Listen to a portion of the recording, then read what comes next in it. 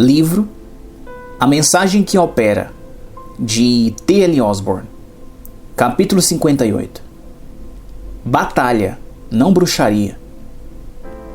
Conversei com muitos cristãos nativos que se converteram de religiões não cristãs.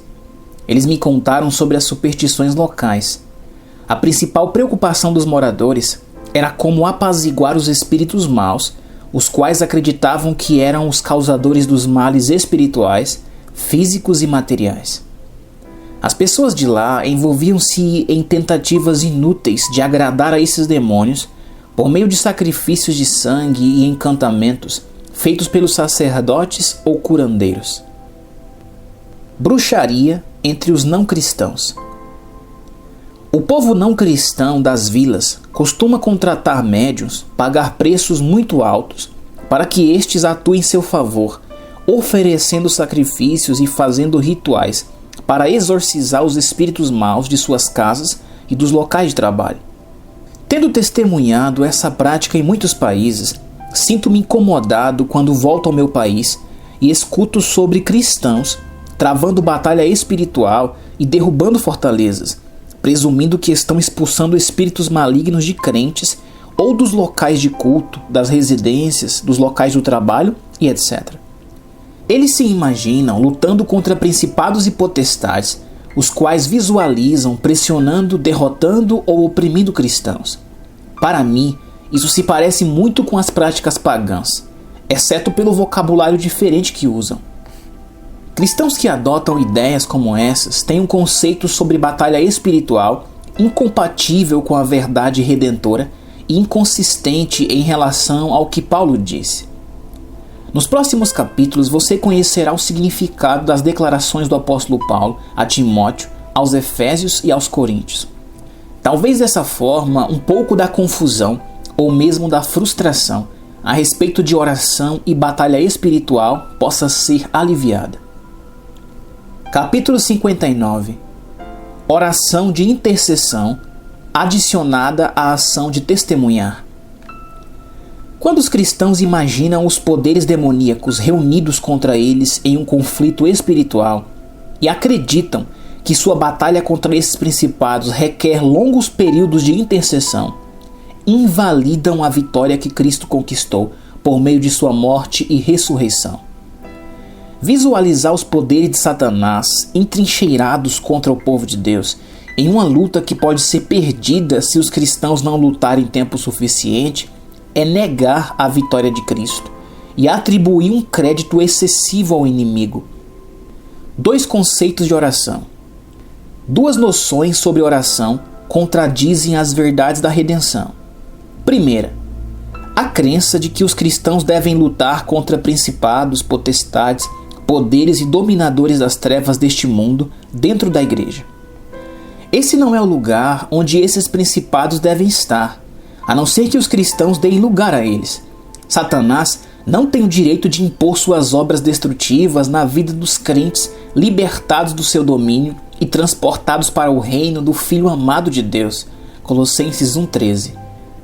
Segunda, a crença de que, pela oração e intercessão, os cristãos podem travar uma batalha contra Satanás e derrubar seu poder no mundo não convertido, onde ele tem o direito de dominar sobre seus súditos.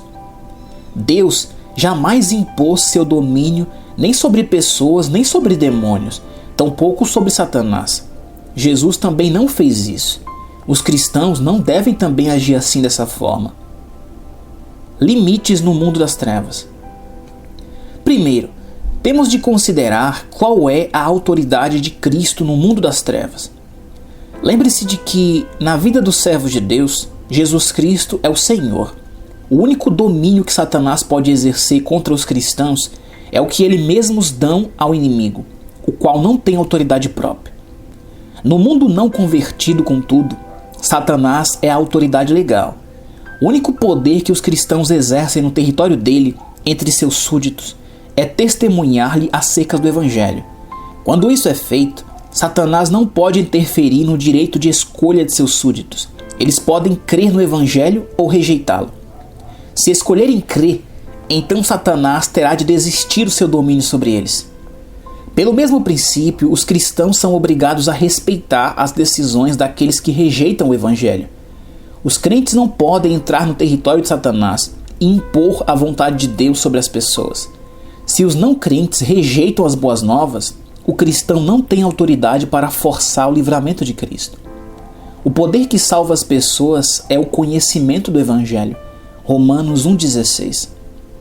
O próprio Cristo não pôde operar obras maravilhosas, Marcos 6,5, na cidade de Nazaré, onde morava, por causa da incredulidade deles, Mateus 13,58. Quando Jesus olhou para Jerusalém, ele lamentou: Jerusalém, Jerusalém, que matas os profetas e apedrejas os que te são enviados. Quantas vezes quis eu ajuntar os teus filhos, como a galinha ajunta os seus pintos debaixo das asas, e não quiseste. Lucas 13,34. O Pai Celestial não impõe seu domínio. Ele não fez no Jardim do Éden, nem durante o ministério de Jesus, tampouco na primeira igreja cristã. O Senhor também não faz agora. Entretanto, oferece sua salvação como um presente. A parte dos crentes é anunciar a oferta de Deus. Aqueles que ouvem têm a opção de aceitar ou recusar o presente. Quando Deus criou as pessoas, Ele deu-lhes o livre-arbítrio. O Criador jamais desrespeita esse direito de escolha. Paulo alertou-nos: não sabeis vós que a quem vos apresentardes por servos para lhe obedecer, sois servos daquele a quem obedeceis, ou do pecado para a morte, ou da obediência para a justiça? Romanos 6,16. Pedro disse: porque de quem alguém é vencido, do tal se faz também servo. 2 Pedro 2,19.